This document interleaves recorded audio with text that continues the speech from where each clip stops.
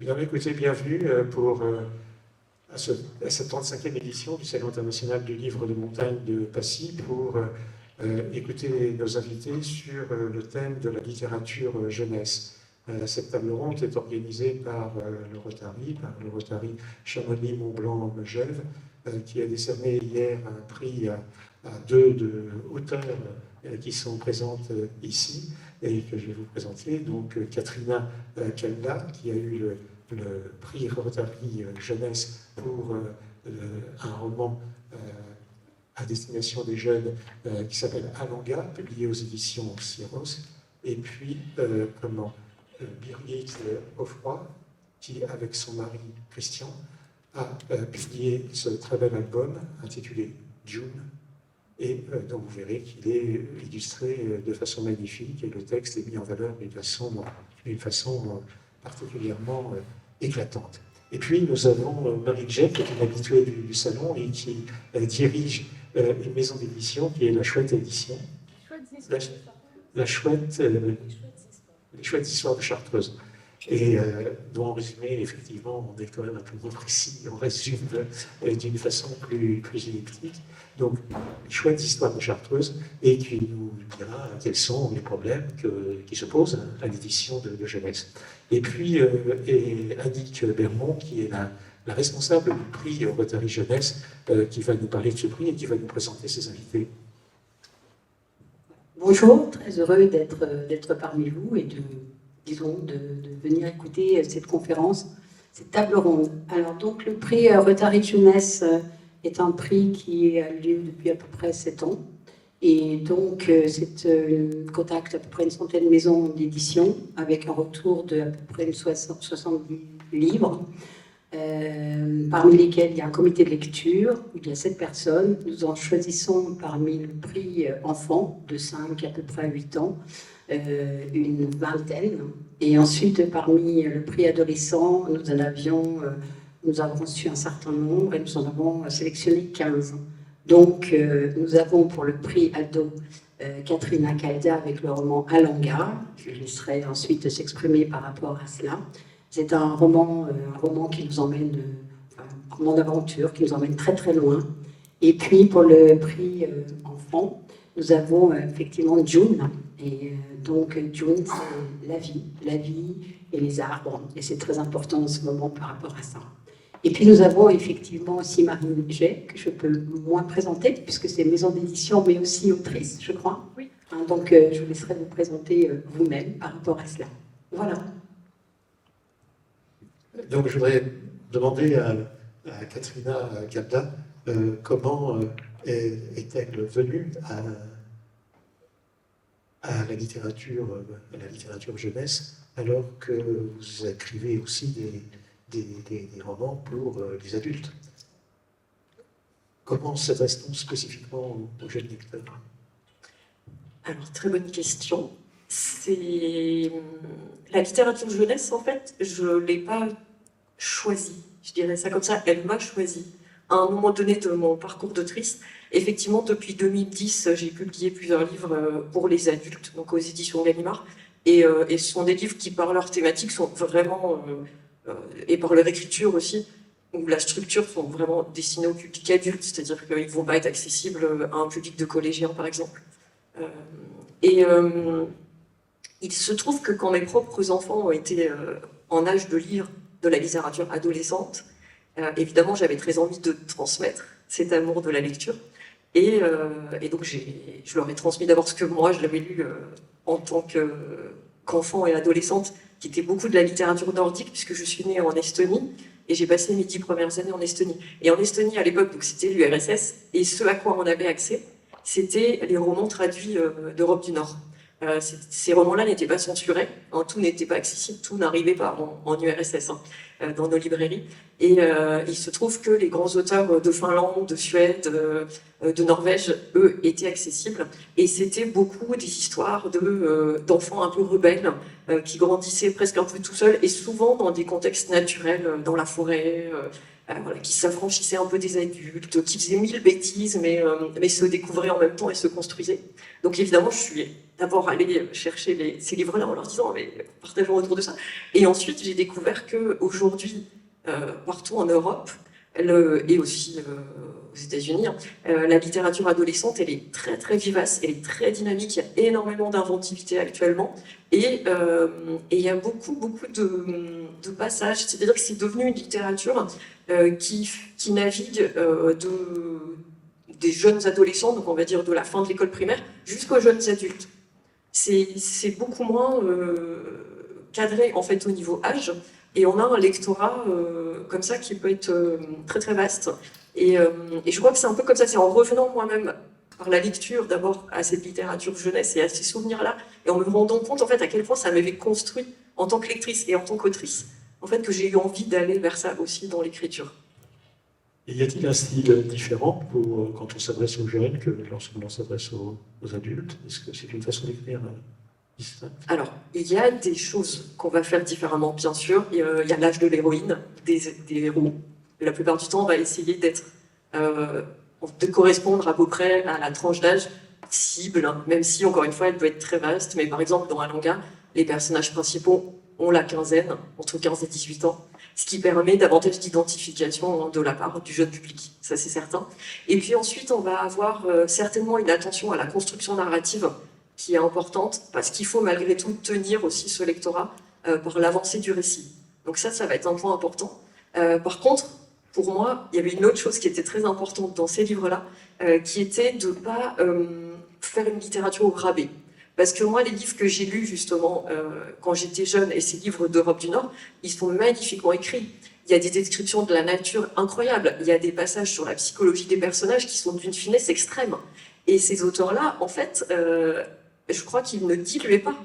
En fait, ils se disaient pas c'est pour les jeunes, donc on va aller vers la facilité. Donc on va faire de la sous-littérature, en quelque sorte, de la demi-littérature. Et c'est pour ça que je suis allée vers les éditions Syros, parce que je savais ce qu'ils publiaient, et je sais que les éditions Syros sont très attentifs à la question du stylistique, en fait, et de la langue. Et en effet, j'ai eu aucun retour de la part de ces éditeurs-là, enfin, des éditrices, parce que ce sont toutes des femmes, sur un désir, en fait, de diluer le style. C'est-à-dire que si je voulais à un moment donné faire une phrase un peu complexe, aller choisir un vocabulaire très précis, notamment pour tout ce qui concerne les scènes dans la nature, parce qu'il y en a beaucoup, c'était pas un problème. Parce que ce sont des éditrices qui font confiance en fait à l'intelligence de ce lectorat. Et ça, je trouve ça formidable. Donc, oui, c'est un peu différent sur certains aspects, mais pas par le fait qu'on ne serait plus dans la même forme de littérature. Où, voilà, l'exigence littéraire, pour moi, elle reste la même dans l'écriture, et le temps d'écriture reste le même que pour mes romans adultes. Ok. C'est vrai que lorsqu'on va chercher, quand on part à la recherche de romans pour le prix, on a beaucoup plus de romans pour les jeunes, hein, les jeunes enfants, que pour les adolescents. Les ados, c'est très difficile à trouver dans la mesure où ils vont vers les mangas ou ils vont vers autre chose. Et c'est surtout très souvent dans l'imaginaire. Ce ne sont pas des mangas, ce sont des romans dans l'imaginaire. On prend, disons, les mondes différents et on met les valeurs actuelles à l'intérieur. Contrairement, effectivement, pour les jeunes, les plus jeunes, c'est pas du tout. Là, on a pléthore de parutions. Hein, on en avait à peu près, je ne sais pas, 40, 50. Il fallait choisir, non pas 50, il y en avait 40. Il fallait choisir. Et ça, c'est très différent. Je pense que l'écriture est importante à avoir dans un roman ado, alors qu'effectivement, dans un livre enfant, vous avez cette adéquation entre le dessin et le texte. Est-ce que vous en pensez, Birgit? Oui, je rejoins complètement Catherine dans l'idée que c'est très important de ne pas sous-estimer les jeunes lecteurs et qu'il faut leur proposer de la matière, de la vraie matière, et que c'est vraiment un tort de vouloir trop simplifier au niveau texte et même au niveau image. et que les enfants sont complètement capables d'assimiler quelque chose qui a une certaine complexité, limite souvent même mieux que les adultes. Hein. Ils ont un regard analytique beaucoup plus pointu que beaucoup d'adultes. Mais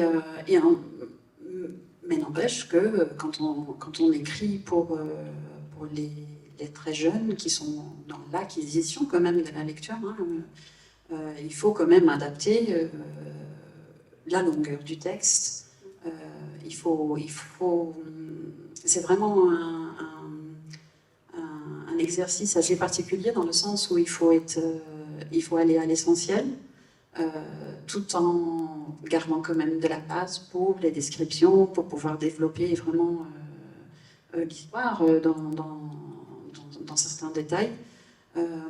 Et c'est pour ça que l'illustration a toute son importance, parce qu'on va justement s'appuyer sur l'illustration pour apporter des informations supplémentaires qu'on ne va pas forcément mettre dans le texte pour pouvoir être assez analytique dans son écriture. Donc voilà, c'est vraiment... les deux sont complémentaires. Le texte va pouvoir développer certains points de vue, plus sur les émotions, c'est le texte qui va apporter ces émotions. Et puis il y a l'illustration qui vient compléter le récit. Et du coup, voilà, c'est une approche un peu autre. Mais ça reste important, voilà, de vraiment pas... Enfin, nous, en tout cas, notre choix en tant qu'auteur, illustrateur et en tant que maison d'édition, c'est vraiment de surtout pas prendre les enfants pour des idiots, bien au contraire, et surtout rester conscient que justement l'album est aussi un outil éducatif. Et que du coup, voilà, il faut surtout, c'est par la lecture qu'ils vont acquérir du vocabulaire, c'est par le visuel qu'ils vont développer aussi leur sens analytique. Et donc, du coup, nous, on a vraiment fait ce choix de vouloir de la qualité, aussi bien au niveau narratif qu'au niveau illustration. Et surtout pas, on voulait des dessins qui soient vraiment très développés et où on peut rester longtemps à les regarder. Les enfants adorent ça, justement, prendre ce temps. On a toujours un petit peu l'impression que c'est la génération Internet et réseaux sociaux. C'est vrai, hein, on ne peut pas le nier. Mais n'empêche que les enfants... si justement en tant que parent on leur met pas trop tôt un téléphone entre les mains et qu'on leur met plutôt un livre entre les mains, ils ont complètement le sens de l'observation et ils sont très demandeurs de tout ça. Donc voilà, au contraire, ça peut que développer leur imaginaire et voilà, leur sens d'analyse et d'observation.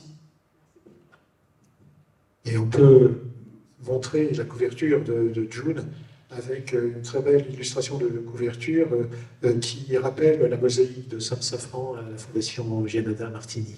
Et c'est vraiment un luxe de détails très, très, très important et très agréable pour l'œil. Et il y a donc une concordance pour la littérature pour les jeunes enfants entre l'auteur et l'illustrateur.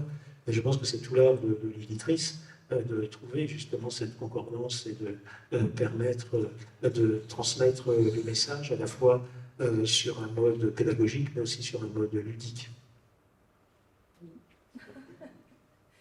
Je ne saurais pas trop comment rebondir là-dessus, mais oui, effectivement, on s'appuie beaucoup sur les illustrations pour faire passer un message qui peut parfois ne pas être présent dans le texte.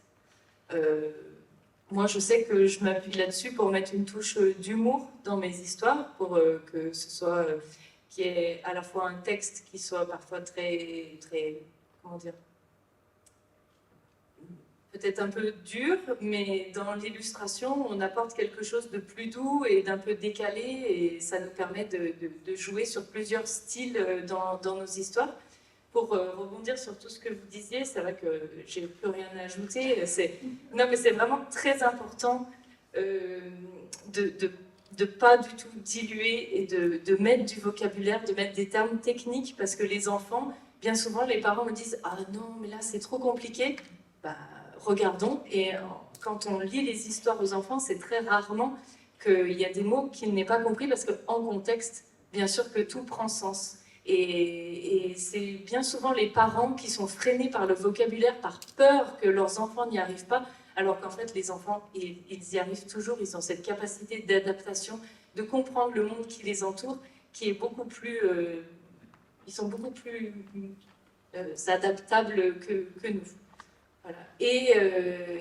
Et pour revenir aussi sur ces histoires d'écran, on me dit toujours quand j'arrive dans les classes, « Oh non, mais là, on va rien faire, vous savez, maintenant, c'est des générations d'écran, ils n'ont pas envie, ils n'ont pas d'imagination. » C'est faux.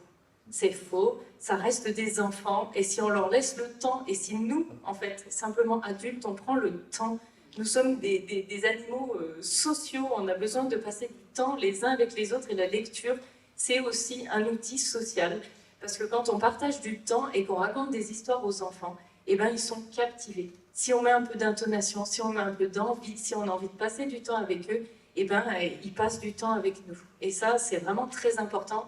Et sur toutes les interventions que j'ai pu faire en milieu scolaire, je rappelle toujours aux enfants que c'est un moment de partage et que écrire une histoire, c'est super chouette parce qu'après, ils vont pouvoir la partager avec leurs copains, avec leurs parents. Et toute cette créativité qu'ils peuvent avoir en eux, il faut vraiment qu'ils la laissent s'exprimer. Mais je pense que c'est plus nous, adultes, qui n'avons plus de temps à consacrer à cette enfance, qui, elles, cherchent vraiment du temps à passer avec nous. Ouais.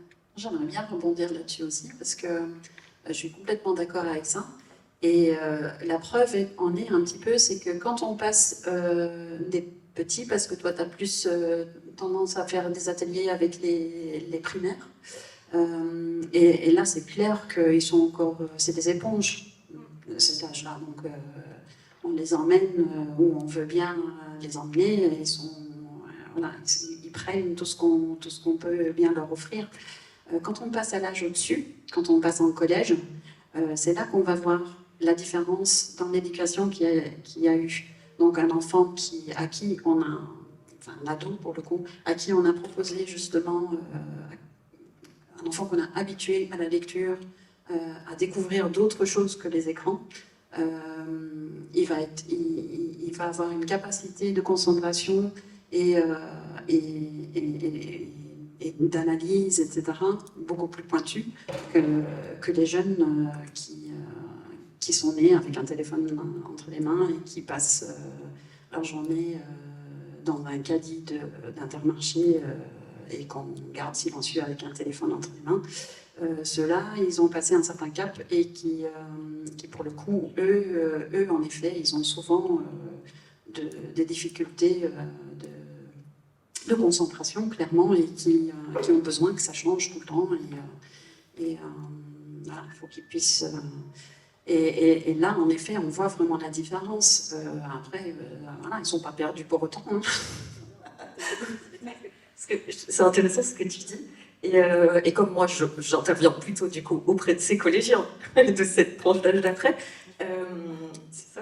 Et par contre, ce que je trouve très intéressant, c'est qu'effectivement, chez les collégiens, on a une barrière à passer. Cette année, je suis intervenue beaucoup, par exemple, dans des collèges en système d'éducation prioritaire, et aussi dans des classes de SECPA. J'ai eu pour la première fois dans ma carrière d'autrice une intervention, par exemple, on a fait 3 ateliers d'écriture un cycle dans une classe de SECPA où j'avais 3 élèves qui n'étaient pas allophones, enfin qui étaient, alors en fait, qui parlaient déjà français, mais qui ne savaient pas du tout écrire, c'est-à-dire ne savaient pas écrire leur prénom. Ça, c'était étonnant pour moi, parce que je me suis dit, là, on est très très loin, en fait, de l'écriture et du monde du livre. Mais ce qui est incroyable, en fait, avec ces publics-là, c'est que quand on arrive à les apprivoiser, c'est-à-dire à passer cette barrière où, effectivement, l'auteur arrive dans la classe, et ces élèves-là, bien sûr, depuis des années, on leur dit, toi, tu es nul, en fait, dans ce domaine-là. Toi, tu ne sais pas t'exprimer, tu n'as pas les mots. Donc, qu'est-ce qu'ils font? Ils tapent, ou ils s'insultent, ou ils ne disent rien. C'est-à-dire qu'ils restent dans le mutisme, quand on vient les chercher.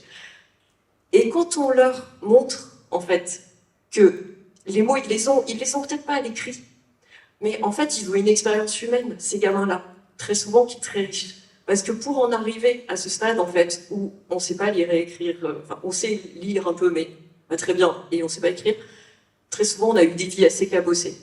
Et en fait, ces gamins qui ont des vies très cabossées, quand on les fait imaginer, il se passe des choses extraordinaires. Et en fait, on renoue quelque chose, justement, de ce que tu as dit, de ce partage autour des histoires et du langage, qui est extrêmement précieux, avec des enfants qui parviennent à faire quelque chose, même si c'est un texte collectif.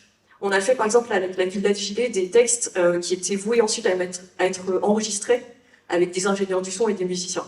Ce qui fait que le résultat final, il est magnifique. Et ils sont fiers de pouvoir le faire écouter. Et en plus, c'est en ligne, donc n'importe qui peut y aller. Et on le montre dans un festival public où il y a tout public qui vient pour des grands auteurs internationaux, etc. Et on entend leurs textes. Et ça, moi, je trouve ça formidable. C'est-à-dire que, oui, ils ont été coupés de quelque chose, et oui, ça a été compliqué, et le rapport au livre et au texte est compliqué. Mais ils sont pas perdus, en fait.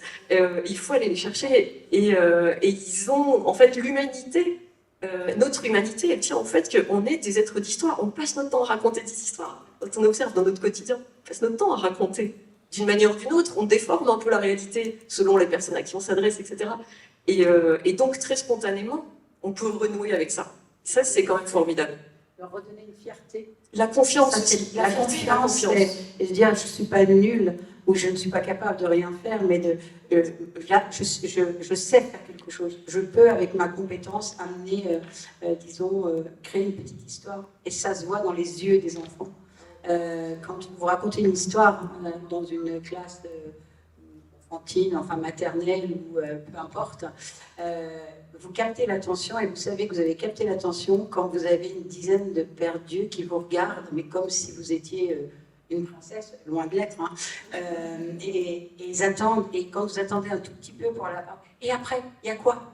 Et ça veut dire qu'on a gagné. Hein. Je le répète, hein, un enfant qui lit, c'est un adulte responsable de demain. Hein, donc voilà. Oui, c'est ce que vous constatez dans les interventions que vous faites dans les écoles. Moi, j'interviens du coup surtout en école maternelle et primaire, parce que bon, maternelle. Mais l'idée, c'est vraiment de leur montrer que moi, j'en ai fait mon métier, mais que tout le monde peut inventer, tout le monde peut créer, tout le monde peut dessiner, chacun à son niveau. Il n'y a pas de prérogative. Voilà. Et on écrit des histoires, alors très souvent collectives, parce que par manque de temps et de budget, mais à la fin, ils sont toujours très fiers parce que tout le monde a réussi à mettre quelque chose dans cette histoire. Un personnage, un prénom, une phrase, une citation, quelque chose de rigolo, quelque chose de moins drôle. Et ils sont toujours très très fiers de se dire, en fait, je suis capable. Et c'est vraiment l'idée que je veux ramener quand je vais dans ces écoles, c'est que c'est à la portée de tous. Tous ces enfants sont en capacité d'inventer, d'imaginer, de créer. Et mon plus grand bonheur, c'est quand je reviens pour leur apporter, parce qu'on fait des projets sur l'année scolaire où on crée un livre, etc. Donc à la fin de l'année, ils ont tous leur petit livre imprimé. Et le meilleur moment, c'est quand j'arrive et que tu as 2, 3 élèves qui, pendant le reste de l'année, ont pris sur eux pour inventer une histoire et la faire sur des petites feuilles en papier et qui me l'offrent en me disant regarde, j'ai écrit une histoire, je te l'offre. Et là, je me dis c'est gagné. Voilà. Et moi, je leur dis toujours, je leur raconte que moi, j'ai commencé comme ça, petite. Je pliais des feuilles en 4, 5, 6 pour faire des tout petits livres. Et puis, c'était l'histoire d'un petit chien. Puis après, c'était l'histoire d'un petit chat. Mais c'était mon histoire. Et ça me faisait du bien. Et ça permet d'exorciser des problèmes, de parler de soi, de parler des autres. Et je leur dis toujours aussi qu'il n'y a pas de barrière. Les mots ne sont pas une barrière. L'orthographe ne doit pas être une barrière. Parce qu'il y a des enfants, alors là, je vais citer quelque chose qui est très personnel, mais moi, ma fille, elle est dyslexique, dysorthographique, elle a tout le panel qui va bien. Elle est incapable d'écrire un mot avec un orthographe qui serait lisible, mais si tu lâches l'orthographe, que tu recules un petit peu les yeux, que tu lis juste les mots, eh ben, elle a une poésie, elle a un phrasé, elle écrit des histoires, elle écrit des journaux intimes, elle écrit plein de choses, et elle écrit. Et juste ça, en fait, c'est une victoire, parce que je me dis, elle n'est pas freinée, L'orthographe, c'est pas grave. Aujourd'hui, on a des outils. C'est tout l'intérêt maintenant de toutes ces technologies qui sortent. Mais elle est plus. Tous ces enfants qui ont des difficultés ne sont plus bloqués par le fait de ne pas pouvoir faire lire à d'autres. Parce que, comme je leur dis aussi, que l'orthographe, bon, à un moment donné, pour soi, c'est pas un problème parce qu'on sait se relire, mais c'est un peu l'outil qui nous permet universellement de communiquer. Donc, si on change tout, c'est toujours un peu compliqué pour les autres de nous relire, donc c'est notre outil à nous, tous les Français, pour se comprendre. On écrit et on parle la même langue, mais en tout cas pour eux, pour écrire personnellement, eh ben, ça fait du bien. Voilà.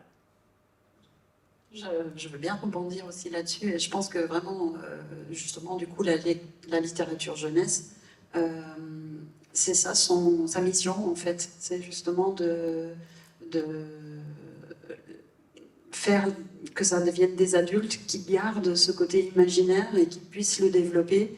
Et ça avait tellement de bien, en fait, même s'ils n'en feront pas leur métier, mais de juste avoir encore suffisamment d'imagination pour pouvoir observer le monde avec un regard positif, parce que ça devient quand même souvent compliqué.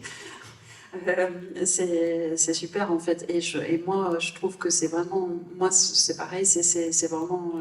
ce qui me fait vibrer à chaque fois, c'est de voir qu'on arrive à passer ce flambeau-là. Moi, j'ai une anecdote comme ça aussi. Donc, mon mari, qui est l'illustrateur des albums, il a fait plusieurs albums dans des tons sépia.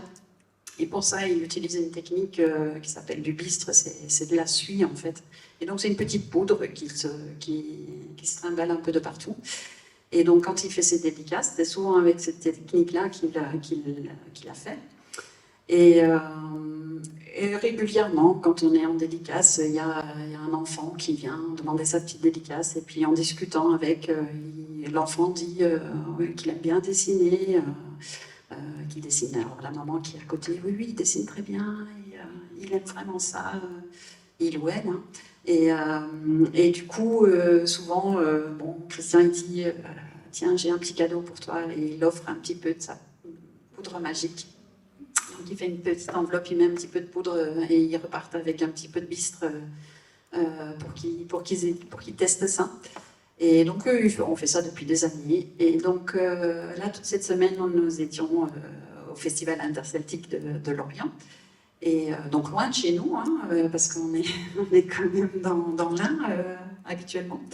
Et voilà, on est en train de dédicacer. Et là, il y a une jeune femme qui s'approche, une jeune femme de 21 ans, et qui dit « Oh, trop chouette, je suis trop contente de vous voir ici. Je vous ai rencontré quand j'avais 12 ans. » Sur un autre salon, plus ici dans la région, je me souviens, à Ornay, je crois, donc près de la frontière suisse. Et elle dit « Et vous m'avez offert un peu de votre poudre, et j'en ai toujours un petit peu, et je suis inscrite dans une école d'illustration. » Et donc, elle est en train de devenir illustratrice à son tour. Et voilà.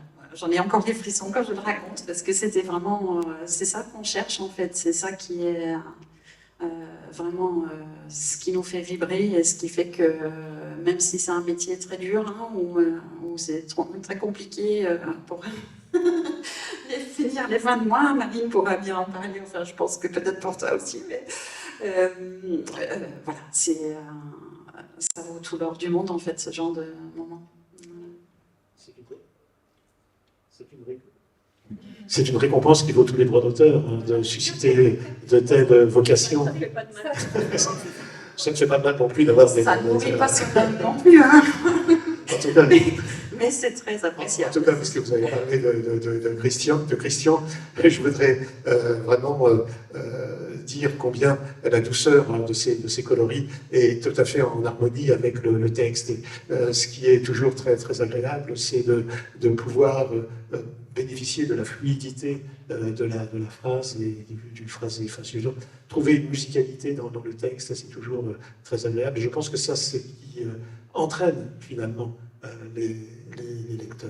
Et ce qui est vraiment sympa dans vos interventions, c'est de montrer que la littérature jeunesse est une littérature sérieuse, mais qui ne se prend pas au sérieux, et qui est vraiment ouverte sur vos publics respectifs, selon une éthique à la fois pédagogique et solidaire. C'est-à-dire que vous n'hésitez pas à aller au-devant de vos lecteurs pour leur expliquer, pour les inciter à lire et à s'imprégner des principes que vous développez et qui sont des principes de vie en société. Et puis, je pense que c'est extrêmement généreux d'aller, comme Marine, auprès des enfants pour justement leur offrir ce à quoi ils n'ont pas forcément accès dans leur vie quotidienne. Et vraiment, je vous remercie de l'après-midi que vous avez passé hier avec les enfants du FJEP à côté, qui sont des enfants qui bénéficient de beaucoup de choses à l'école républicaine, mais qui n'ont pas eu forcément la possibilité de rencontrer un auteur. Donc ça a c'est certainement une expérience chaque fois renouvelée, mais toujours intéressante. Alors, comme le disait Birgit, on ne fait pas ce métier pour l'argent. On se nourrit vraiment de relations sociales et d'échanges et de partage et c'est vraiment des métiers passion. Et c'est vrai que moi, ça fait plusieurs années que je venais et que je voyais tous ces enfants de l'autre côté de la grille et de me dire qu'ils n'allaient pas venir sur le salon, je trouvais ça dommage. Donc je suis allée les rencontrer hier. On a lu des histoires, on a parlé un peu des métiers d'auteur, d'éditeur, d'illustrateur pour répondre à leurs questions, qui n'étaient pas forcément très nombreuses au début parce que ça peut être impressionnant. Puis c'est pas forcément un public qui est très sensibilisé à la lecture au premier abord, même si quand on leur raconte une histoire, comme je le disais, ils sont toujours très captivés. Et autant hier, c'était un groupe qui était très brasse, ils avaient envie de bouger, courir dans tous les sens, donc on a quand même réussi à lire une histoire, à se poser, à faire un petit coloriage d'une petite chouette, ils étaient très amusés. Et puis ce matin, je leur avais préparé un jeu de piste. Bon, et je me suis dit, bah, j'espère que ça va bien se passer. Les encadrants n'étaient pas très sereins face à l'idée. Et en fait, ça a été génial. On a fait des petits groupes et les enfants, ils se sont baladés sur tout le salon avec des choses à chercher sur les différents stands des auteurs, des illustrateurs. Je leur avais bien proposé de poser des questions et ils sont repartis. Les encadrants étaient émerveillés en se disant, mais jamais on n'aurait pensé que ce groupe d'enfants aurait pu s'intéresser à des livres, à des auteurs, à des illustrateurs, à des photographies. Et en fait, si. Donc c'est toujours cette idée, et je me conforte toujours moi-même, hein, c'est génial, de me dire que si on les amène, si on prend le temps de leur montrer, de discuter avec eux, eh ben, ils sont super contents et super intéressés. Je suis complètement d'accord avec toi. Ce que je trouve intéressant, en fait, c'est que très souvent, quand on intervient auprès des scolaires, il y a cette réticence en fait des encadrants, alors qui est compréhensible aussi, parce qu'ils gèrent ces classes toute l'année, ou si c'est un centre de loisirs, sur la longue durée. Et bien sûr que nous, on a le beau rôle parce qu'on intervient ponctuellement. Parfois, c'est un petit cycle, parfois, c'est juste 2 heures. Donc, évidemment qu'on arrive auréolé, en plus, voilà, du statut, potentiellement d'auteur, etc. Enfin, peu importe ce qu'on met derrière. Mais en tout cas, voilà, bien sûr que notre position est plus facile. Mais ce qui est intéressant quand même, c'est qu'on a très souvent cette barrière-là avec les encadrants enseignants qui commencent par nous dire oh là là, dans cette classe-là, vous attendez pas à grand-chose. Non, mais ils sont allergiques aux livres. Mais très très souvent, sauf dans quelques établissements de centre-ville, des grandes métropoles, bien sûr, voilà. Bon. Mais sinon, c'est très fréquent. Et franchement, depuis 2010, alors c'est vrai qu'avant je faisais plus d'interventions en lycée, mais je crois que ça m'est jamais arrivé en fait d'être face à un groupe de jeunes complètement hermétiques et avec qui il se passe pas des choses miraculeuses en fait quelque part autour de ce partage de l'écriture de la lecture. À la fin de la séance, en fait ça n'arrive jamais quoi. Enfin, il faut vraiment, je sais pas, un concours de circonstances terribles pour que ça se passe pas. Et ça c'est quand même très encourageant parce que enfin, en fait, en vrai, c'est pas un miracle, quoi. Je crois que c'est parce qu'il y a en nous tous quand même un besoin fondamental de s'exprimer, en fait, et d'être entendu. Et ça, c'est la littérature, en fait, pour moi, c'est ça. C'est ce que je leur dis aussi, c'est écrire un texte. Quand on est auteur, en fait, on n'écrit pas son journal intime. En fait, on a envie que le texte soit lu. Le texte n'existe qu'à partir du moment où il est entre vos mains, où un lecteur s'approprie le texte. Et je sais que moi, dans les expériences d'atelier d'écriture, par exemple, je prévois systématiquement un temps de restitution, un temps de lecture, parce que je souhaite que ces jeunes-là fassent l'expérience de qu'est-ce que ça fait quand il y a une salle qui fait un retour, qui est souvent un retour émotionnel en fait, ou intellectuel, mais souvent c'est émotionnel par rapport à un texte qui vient d'être produit. Et souvent les réactions, elles sont très fortes. Il y a du rire, il y a des gens qui ont les larmes aux yeux. Et ça, c'est génial, parce qu'en fait, ils se rendent compte que oui, le texte, c'est pas quelque chose d'abstrait. Le texte, c'est ce qui nous relie à l'autre, en fait, dans notre humanité, et dans des choses qu'on livre pas forcément dans la conversation quotidienne. Ça, c'est formidable. Voilà, je vous remercie vraiment de sortir de l'entre-soi littéraire dont on parle parfois à la télévision, à Saint-Germain-des-Prés. Et c'est pour ça qu'effectivement, nous engageons ici à Passy pour justement offrir aux jeunes lecteurs et à tous les lecteurs, du reste, un livre tendu comme une main tendue. Parce que c'est vraiment peut-être ce qui permet de forger la société et surtout de montrer à chacun qu'il peut se révéler et qu'il a un intérêt pour lui-même et pour les autres. Et avoir l'exaltation des jeunes qui sortaient du parvis tout à l'heure, ils avaient le même plaisir et que l'auteur qui vient de découvrir le carton de son premier ouvrage. Vraiment, c'était quelque chose d'assez agréable à constater. Je ne sais pas si vous avez pu voir. En tout cas, on a entendu, mais c'est vraiment formidable de pouvoir offrir à d'autres ce que l'on a envie de donner. Je pense que l'acte de l'écriture et de l'illustration aussi, mais bon, pour ma part, c'est l'écriture dont je peux le mieux parler. C'est un acte très personnel. Ok, c'est pas un journal intime, mais on y met beaucoup de soi.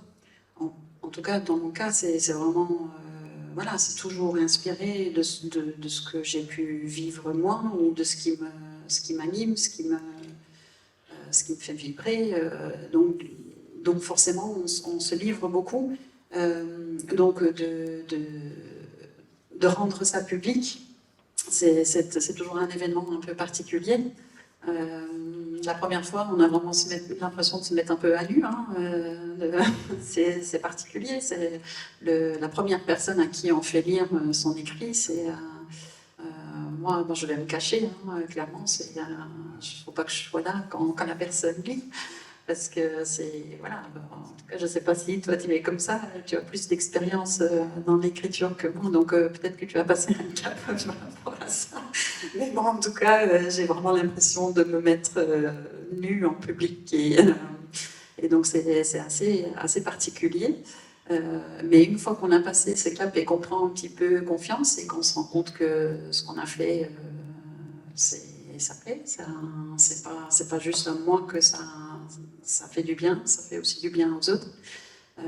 C'est tellement enrichissant de pouvoir en discuter avec les gens et c'est ça que je trouve vraiment très très sympa dans ce métier-là. C'est ce côté partage en fait. Et voilà, on revient sur le côté pécunier de l'histoire. C'est des métiers à nos petits niveaux où c'est vraiment très très compliqué. Chaque jour est un combat pour résister face aux grosses machines qui inondent le marché. Là, je parle en tant qu'éditrice. C'est vraiment très complexe. Mais pour moi, c'est un peu une façon de militer, c'est ce qu'on disait un petit peu tout à l'heure, toutes les deux, de se dire je veux proposer autre chose et je veux faire vibrer les gens par autre chose que Mickey et Stitch et Choupi. Et montrer qu'il y a autre chose et ouvrir les... Je dis pas que c'est mieux ce qu'on fait, ou voilà, il faut un peu de tout, hein, mais n'empêche que voilà, il y a un côté dans la grosse édition où c'est le commerce qui l'emporte et au prix de la qualité. Et c'est dommage parce que du coup, le marché est tellement inondé que y a plein de pépites qui passent à la trappe en fait. Et c'est ça qui est bien dans des salons comme les vôtres, c'est qu'on laisse un peu la place aux plus petits et qui sont souvent porteurs de petites pépites et qui passent à la trappe en fait au niveau national. Donc merci pour ça.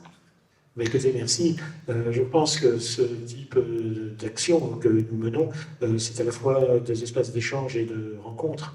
Et il est nécessaire, effectivement, de permettre à celles et ceux qui s'engagent dans cette voie difficile de l'édition, et en particulier de la littérature jeunesse, il est important de leur permettre de transmettre leurs émotions et de montrer que ce n'est pas une œuvre facile, mais que c'est une œuvre qui vaut beaucoup d'amour, comme disent certains poètes. Et voilà, je pense qu'on ne peut que vous remercier de partager, parce que c'est aussi une œuvre de partage. Et c'est ce qui vous motive, les unes et les autres. Oui, vraiment, les petits éditeurs, on fait ça, je l'ai dit juste avant, mais on fait vraiment pas ça pour l'aspect financier, c'est vraiment des métiers passion. Je pense qu'il en existe d'autres. Et ce qui nous anime, c'est de promouvoir notre territoire, une façon de penser, une façon de s'exprimer. On a tous des styles plus ou moins différents hein, dans toute la littérature. Personne n'écrit la même chose. Mais c'est des métiers très très chouettes, mais juste pour l'aspect partage. Alors là, on parle surtout de l'édition ou la petite édition, hein, parce que les grosses maisons d'édition, style Hachette, ils sont certainement pas à plaindre. Hein. Mais bon, ils prennent une très très grosse part du gâteau. Hein. Je ne sais plus les pourcentages, mais je crois que c'est plus de 80% du marché qui est pris par un seul groupe. Hein. Donc voilà, c'est assez phénoménal. Mais après, il y a le métier d'auteur aussi. Hein. Je vais te tendre une petite perche. Les auteurs, c'est un métier aussi, c'est compliqué. Hein, déjà, de faire comprendre l'ensemble des lecteurs, mais ça va même à certains libraires, faire comprendre que c'est pas un métier et qu'on essaye d'en vivre, même si c'est difficile, on essaye d'en vivre. Et que c'est très compliqué quand on sait que, voilà, en jeunesse, moi je parle en jeunesse, donc quand je dis jeunesse, c'est pas roman, justement, c'est plutôt album illustré, où on a du coup deux auteurs, hein, un auteur et un illustrateur, qui ont chacun leurs droits. Ils ont, en moyenne, c'est un pourcentage de 5-6% sur la vente de chaque livre. Donc, quand ils viennent, qui sont édités par une grosse maison d'édition, et qui viennent sur un salon dédicacer leurs livres, faites le calcul sur s'il vend 10 livres dans la journée, faites le calcul sur ce qu'il a gagné dans la journée. Pareil, ça met pas, il fait à peine chauffer l'eau pour ses pattes. Hein. Mais vous avez la dignité de faire de la haute couture et non pas du prêt-à-porter. Oui, mais c'est vrai qu'alors, moi je peux rebondir sur ce que tu as dit, parce que pour le coup je suis éditée donc, en adulte chez Gallimard, donc, qui est plutôt une grosse structure, même si c'est une maison au départ familiale, contrairement à certains gros groupes, et puis Syros appartient au groupe Éditis, donc pour le coup c'est une grosse machine éditoriale, même s'il y a une indépendance éditoriale, artistique, on va dire, dans la maison Syros, ce qui est leur grande qualité pour moi.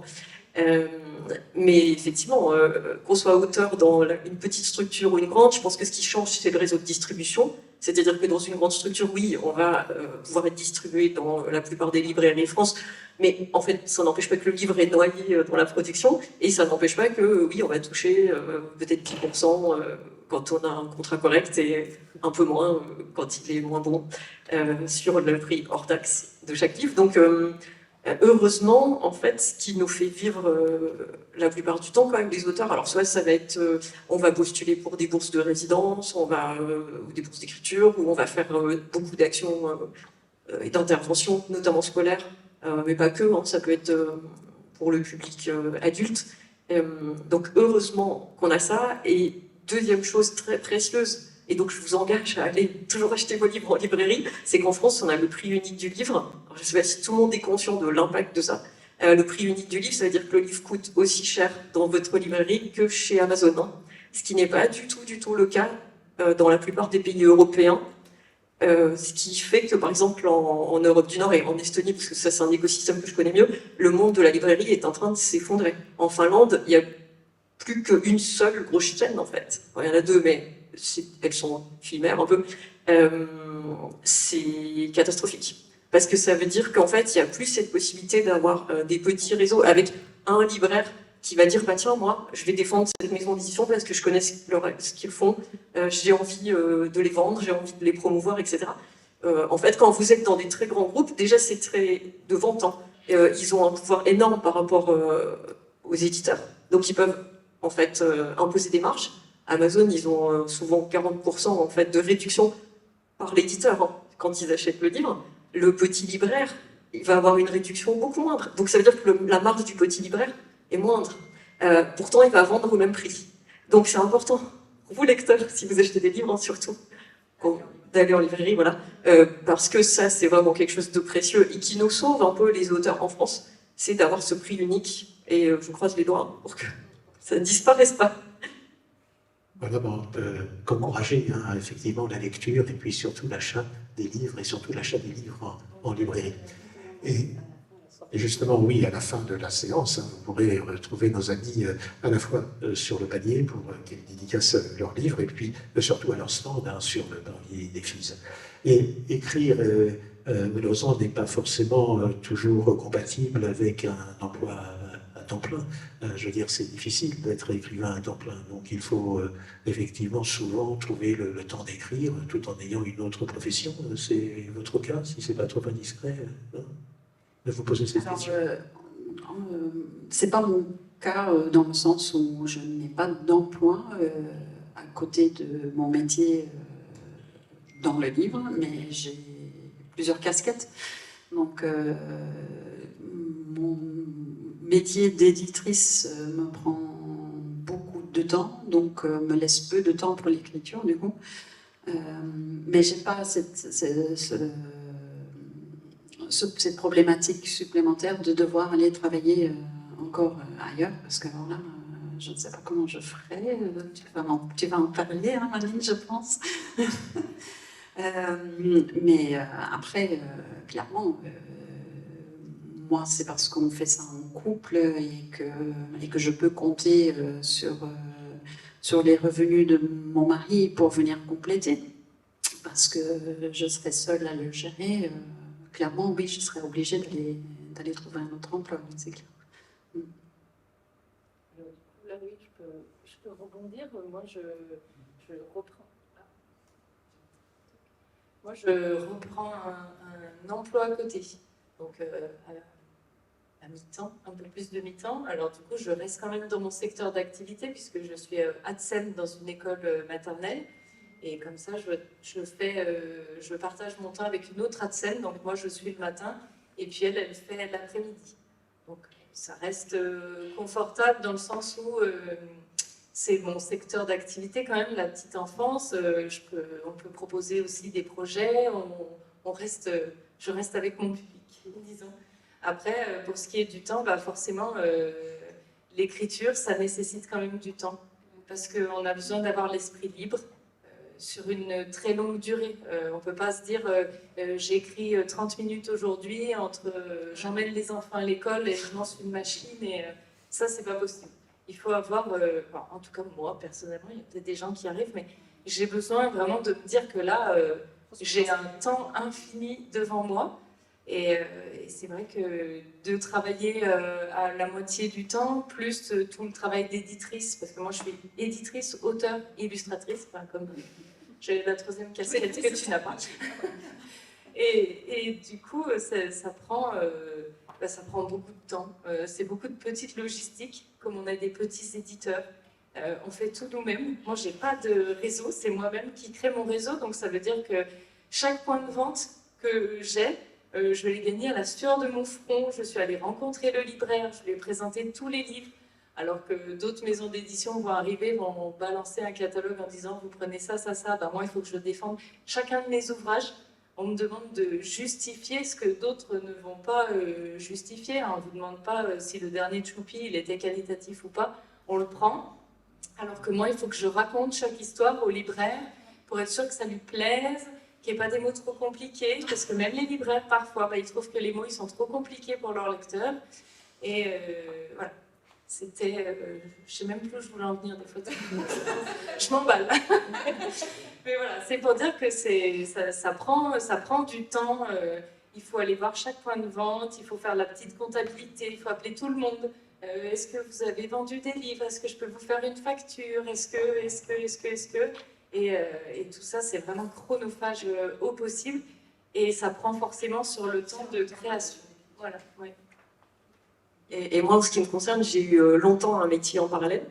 J'ai fait plusieurs métiers d'ailleurs, mais le dernier, c'était conservatrice des bibliothèques, donc j'étais responsable d'une bibliothèque universitaire, ce qui est un métier absolument fabuleux, génial, de gestion d'équipe, de recherche de financement, de montage de projets, de discussion avec le président d'université qui a changé, qui a pu les mettre. Mais quand même génial parce qu'en fait, on fait avancer une structure et qu'on a un public formidable. Et, enfin, j'ai adoré ce métier, mais je pense que je suis arrivée en burn-out à un moment donné parce que vraiment, je crois que les 3 dernières années, je savais plus ce qu'était un jour de congé en fait. Mais littéralement, c'est-à-dire que moi, je travaillais tous les week-ends. Le soir, parfois, j'avais un texte à rendre. Parce que parfois on signe des contrats de commande pour un peu cibler le moment de la parution, parce que les maisons d'édition ont des calendriers éditoriaux contraints. Et vraiment, j'en étais arrivée à un stade où je rentrais à 19h30 chez moi, j'ai 2 enfants aussi. Et donc on dînait ensemble, et puis jusqu'à minuit, il fallait travailler, le lendemain, debout à 6h30. Et en fait, je ne posais des congés que pour aller présenter mes livres, et voilà. Et j'ai dû arrêter, en fait, parce que ce n'est pas possible. En fait, il y a un moment donné où il faut être... faut le dire en fait ça, parce que c'est vrai qu'il y a une représentation du métier d'auteur aussi qui est que c'est un peu une passion et que donc comme c'est une passion, eh ben on est rémunéré par le plaisir. Eh ben non en fait, parce que quand je vais chez le maraîcher chez qui j'achète mes légumes, ben, pour l'instant il n'a pas encore accepté de faire du troc en fait. Si je lui raconte une histoire, ça ne marche pas. Je dois lui donner de l'argent. Donc non mais je trouve que c'est une réalité complexe parce que parfois, à force de dire c'est des métiers plaisir, etc., enfin, ce qui est vrai, c'est des métiers passion, et si on le fait, c'est parce qu'on y croit et qu'on est habité par ça, c'est vrai. Mais quand vous travaillez 70 heures par semaine, en fait, il y a un moment donné, votre corps et votre esprit sont épuisés. Et c'est pas possible, en fait, sur la très longue durée. Enfin, moi, ça a duré quand même assez longtemps, mais je crois qu'au bout d'un moment, ce n'est pas possible. Et du coup, il faut le dire aussi. Voilà, même si c'est pas pour vous pousser forcément à acheter des livres, c'est pas ça, mais je trouve que c'est important de revenir à la réalité de nos capacités physiques, temporelles, etc. Et que pour écrire un roman ou une série qui va faire 900 pages, et ben, en fait, on est à son bureau tous les matins et on travaille toute la journée, en fait, pendant de longs mois. Bon, après, on interrompt parfois parce qu'on fait de l'administratif, des déplacements, on intervient dans des classes, etc. Bien sûr. Mais concrètement, c'est pas parce que je travaille chez moi que je ne suis pas à mon bureau tous les matins à 8h30. Voilà, je continue d'avoir un métier à temps plein, en fait, mais juste en étant autrice. Un véritable engagement sacerdotal chez chacune d'entre vous, avec peut-être l'espérance de ne pas partir jamais à la retraite, parce que tellement vous êtes passionné. Et tellement nous trouvons du plaisir à vous lire. Peut-être auriez-vous des questions? Oui, monsieur? Excusez-moi, est-ce que l'une ou l'autre avait le statut, tout autre, pas d'intermittent du spectacle? Non, parce que pour être intermittent du spectacle, il faut être vraiment dans le spectacle vivant. Donc nous, en fait, alors je pense qu'on a des statuts différents du fait que vous soyez éditrice. Les auteurs, donc non éditeurs, ont un statut spécifique qui s'appelle le statut d'artiste-auteur, artiste-auteur, qui est vraiment c'est une branche de l'URSSAF en fait particulière qui nous gère. Ça veut dire que nos charges sociales sont un peu spécifiques, etc. Mais en fait, enfin, une fois qu'on a compris, Enfin, c'est pas pire que gérer une autre administration, je trouve. Mais on n'est pas auto-entrepreneur. En fait, c'est un statut particulier, mais on n'est pas non plus intermittent, ce qui veut dire qu'il y a zéro sécurité financière. L'argent qu'on gagne, en fait, c'est celui voilà, qui rentre à un moment donné. Il ne va pas y avoir une compensation parce qu'à un moment, on a un temps de chômage ou parce que, je sais pas, on a fait beaucoup de ventes à un moment donné et puis que bah là, on passe 2 ans en fait, à écrire un gros bouquin exigeant et qu'on a zéro rentrée. Bon, ça, c'est pas possible. En fait, on ne peut pas se permettre. Donc, il faut toujours chercher un peu des sources de financement, soit par des interventions, des bourses, etc. Parce que sinon, il n'y a rien, en fait. Voilà, il n'y a pas de filet. Et du coup, dans mon cas, c'est plutôt le statut d'éditrice qui prend le dessus par rapport au statut d'autrice.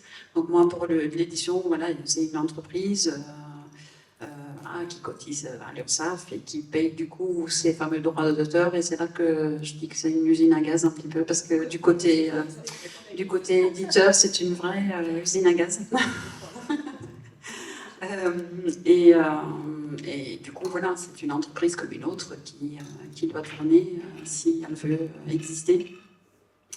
Et après, donc voilà, moi je vais verser du coup ces fameux droits d'auteur qui passent du coup par ce billet-là.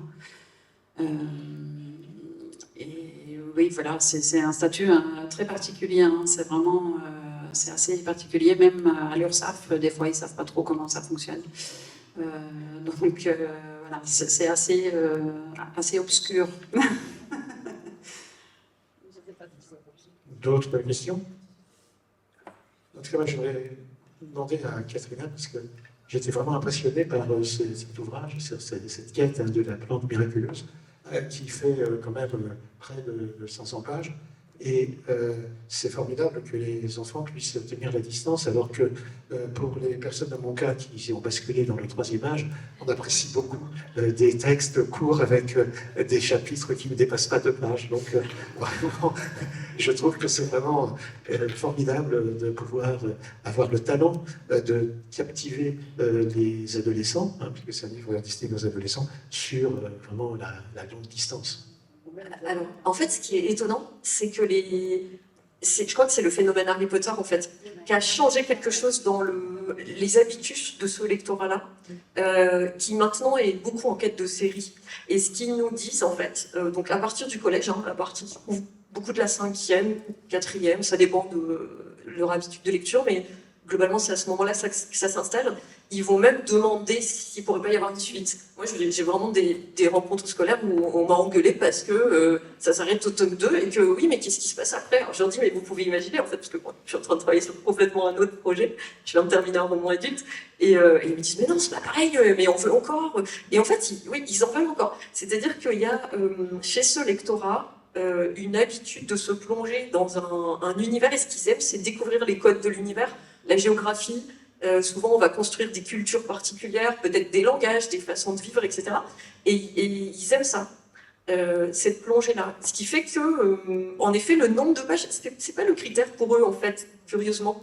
Ils vont pas dire, ah, je voudrais un petit livre. Enfin, certains, bien sûr, n'ont pas du tout l'habitude de lire, mais quand ils ont déjà l'habitude de lire, c'est pas du tout ça qu'ils nous renvoient. Non, ce qui est aussi fascinant dans Alanga, c'est qu'en fait, il y a cet univers qui est créé. Et que ce soit chez les hommes-oiseaux, que ce soit chez les mangeurs de pierre, donc je vous laisserai découvrir. Ce qui est sécurisant pour les ados, je pense qu'ils se reconstruisent un monde. Et ils imaginent ce monde à travers les mots. Et pour eux, c'est je pars à l'aventure. Au lieu de partir à l'aventure sur un jeu vidéo, ils partent à l'aventure avec les mots. Et qu'est-ce qui va se passer après? Et est-ce qu'ils vont être mangés? La plante, ils vont la trouver.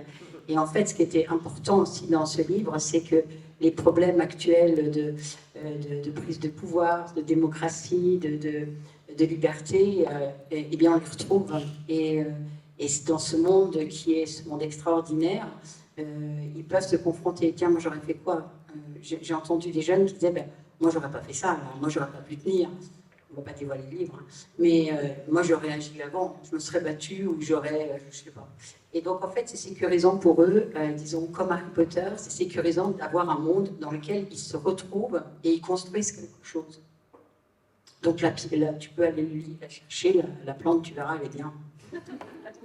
Alors moi, j'aimerais bien rebondir sur le côté voilà, volumineux.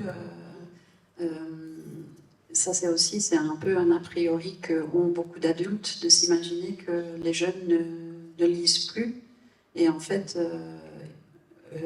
comme tu dis, il y a un peu une génération après Harry Potter qui s'est construite un petit peu avec Harry Potter et c'est vraiment des gros lecteurs en fait. Dans la jeunesse, il y a vraiment des avaleurs de livres qui en demandent toujours plus et du coup, voilà, il y a vraiment besoin de nourrir ça. C'est presque une drogue. Hein.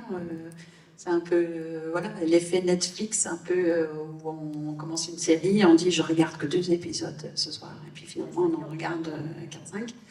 Voilà, c'est un petit peu la même chose, je pense. Et vraiment, voilà, je pense qu'il n'y a vraiment pas de souci à se faire à ce niveau-là. Hein. Et des lecteurs, il y en aura toujours. Les habitudes changent. Voilà, les gens lisent différemment. Je pense que voilà, enfin, ça évolue, quoi. Il y a des époques qui sont différentes. Et moi, je vois ça, par exemple, aussi par rapport aux albums. C'est la discussion qu'on a eue tout à l'heure. Des gens de nos générations sont un peu conditionnés dans l'idée qu'un album illustré, c'est forcément pour les tout petits. C'est souvent ce qu'on nous dit. Nous, voilà, ils sont très beaux vos livres, mais j'ai pas de petits. Mais en fait, pourquoi en tant qu'adulte ou en tant qu'ado, on ne pourrait pas apprécier un bel album? Et ça, c'est pareil, c'est quelque chose qui change petit à petit aussi, parce qu'il y a de plus en plus de vraiment très beaux albums voilà, il y a par exemple des albums qui sont assez connus de Quentin Griban, qui a fait des albums Maman, Papa, voilà, il est en train de travailler sur Grands-parents apparemment. C'est des albums qui plaisent à tout âge. Et il y en a plein comme ça, Rebecca d'Osremer qui fait des pures merveilles et qui sont de plus en plus limite adressées plus à un public adulte qu'à un public enfant. Et donc je pense que vraiment il y a des périodes un peu cycliques où les choses changent et où le rapport au livre change. Mais des lecteurs, il y en a toujours. C'est une chouette addiction. Et pour justement pouvoir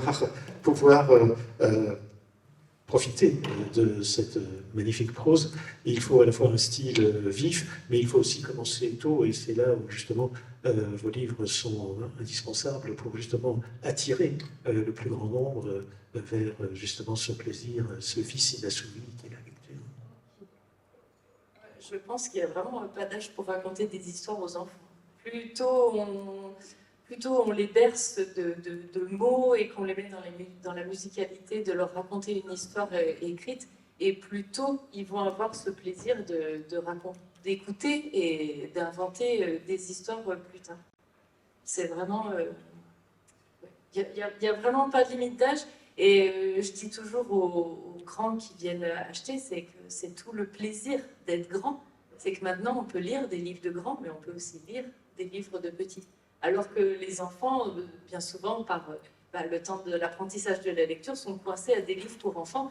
Et moi, c'est tout mon plaisir d'adulte, c'est de passer des heures à lire des bandes dessinées ou des livres pour enfants, parce que je trouve ça passionnant.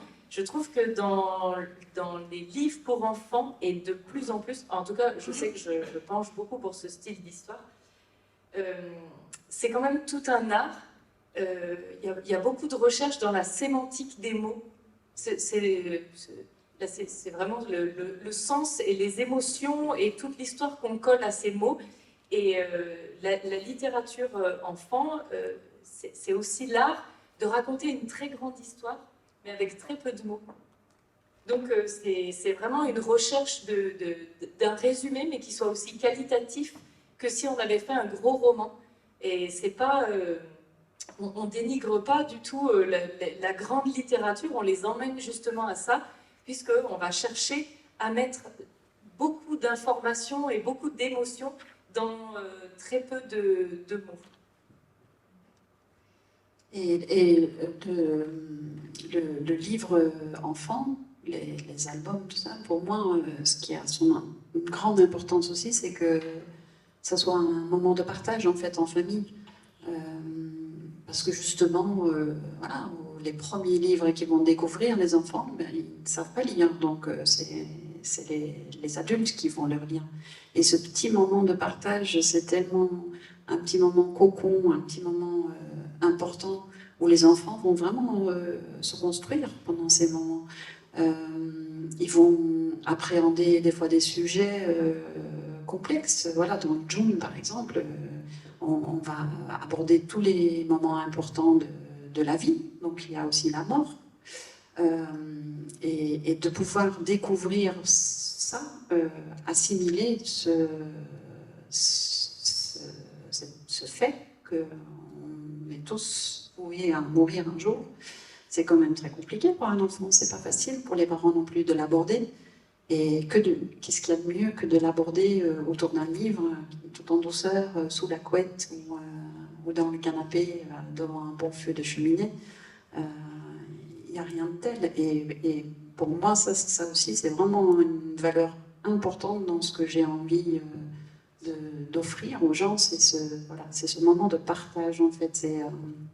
Et c'est ce que j'ai envie aussi de tout le temps véhiculer dans nos albums aussi, en fait. C'est vraiment... moi, j'aime dire que nos ouvrages sont des ouvrages un peu intergénérationnels parce que, justement, c'est ça, quoi. Et ça vaut à tout âge, en fait. On n'a pas besoin forcément d'être tout petit pour apprécier ces moments-là, je pense.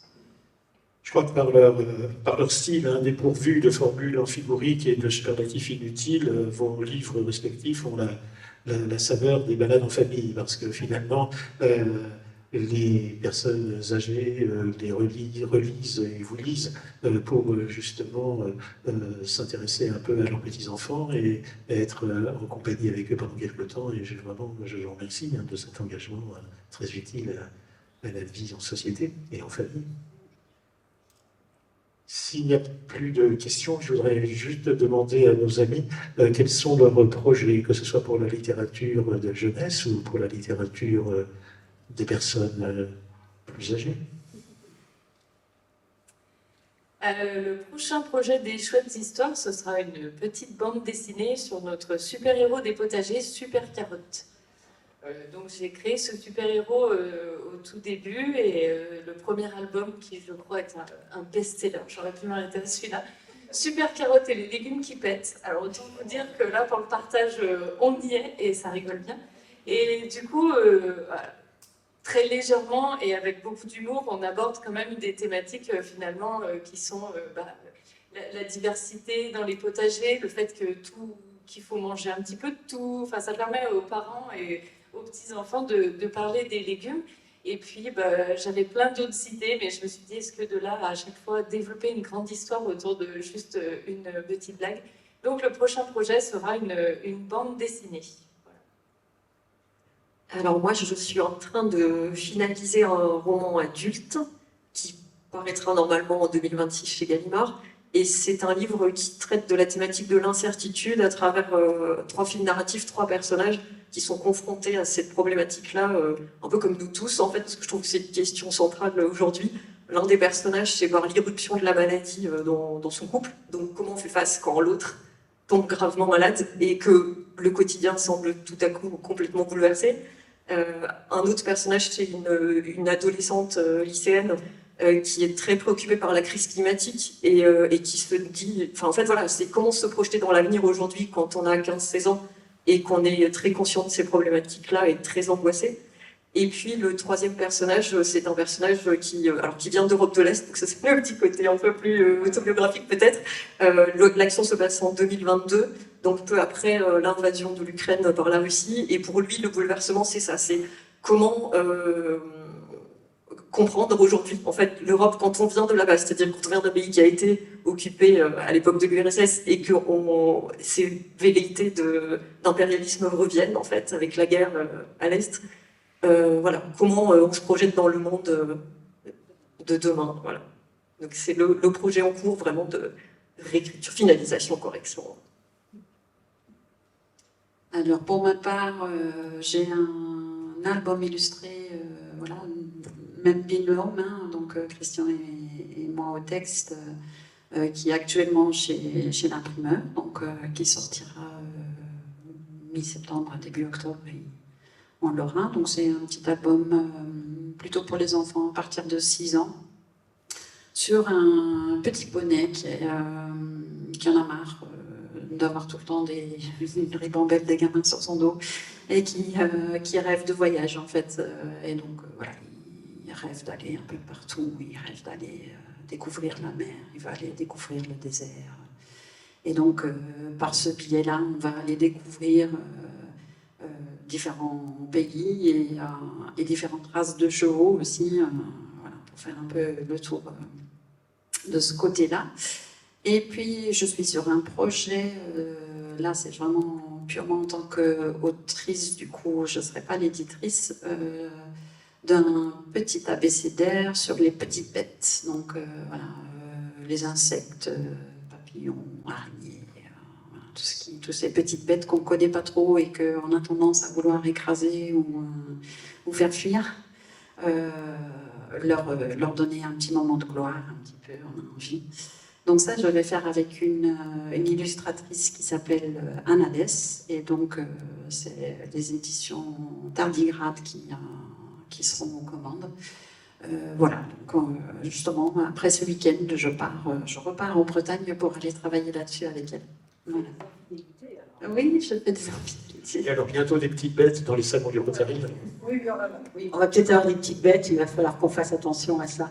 Oui, je trouve ça très intéressant ce projet parce que j'y tiens beaucoup en fait à donner un petit moment de gloire, comme je dis, aux petites bêtes parce qu'elles sont vraiment très importantes dans notre écosystème et je pense que c'est vraiment important qu'on apprenne à les connaître en fait et à